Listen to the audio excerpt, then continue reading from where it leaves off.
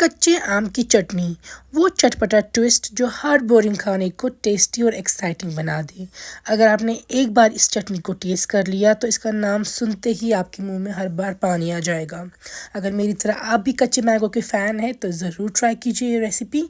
सबसे पहले हम अपने किचन गार्डन से फ्रेश मिंट लेंगे और फ्रेश कोरिएंडर, दोनों को हम अच्छे से काटेंगे। उसके बाद हमें इनको वॉश कर देना है। यहाँ पे देखिए मैंने यहाँ पे मिंट लिया है, इसके लीव्स हम सिर्फ काटेंगे।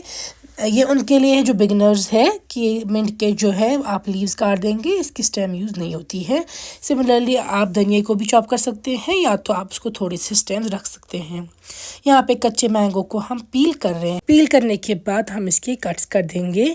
जो इसका सेंटर का सीड है यानी कि गुठली है वो भी हमें यूज़ नहीं करनी है, हमें बस इसका पल्प चाहिए जो भी रॉ ही है, लेकिन ये कच्चा पल्प ही हमें चटनी में इस्तेमाल करना है। इसलिए जो इसका पल्प है हम काटेंगे चाकू से।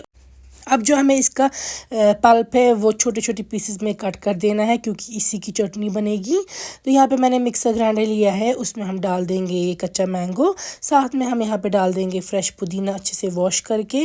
फ्रेश कोरिएंडर जो है उसको भी हमने सही से वॉश किया है। इसके बाद हम ये भी इसी में डाल देंगे। इसके साथ साथ हम इसमें ऐड कर देंगे हरी मिर्च। 3 हरी मिर्च, मेरे ख्याल से 3-4 हरी मिर्च काफ़ी है। अगर आप ज़्यादा तीखा खाते हैं आप खुद एडजस्ट कर सकते हैं। काला नमक इसमें जाएगा 1 पिंच और 1 पिंच जाएगा इसमें प्लेन वाइट सॉल्ट। हम इसमें चीनी भी डाल रहे हैं ताकि इसमें थोड़ा सा खट्टापन कम हो जाए। और साथ में डालेंगे ज़ीरा। चीनी ज़्यादा नहीं ऐड करनी है, बस हल्की सी ही।